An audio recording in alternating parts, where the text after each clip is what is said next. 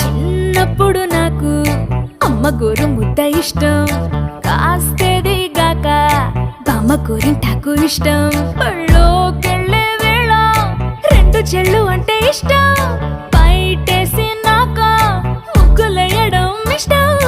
కొత్త ఆవకాయ ముక్కంటే ఇష్టం, పక్క ఇంటి పూల మొక్కంటే ఇష్టం, అంతకంటే నేను అంటే నాకు ఇష్టం.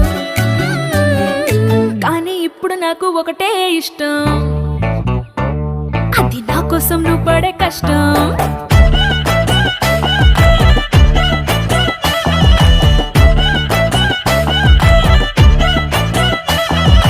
తెల్లారంగానే వెచ్చనైన కాఫీ ఇష్టం, ఉల్లాసం పెంచే స్వచ్ఛమైన సుఫీ ఇష్టం.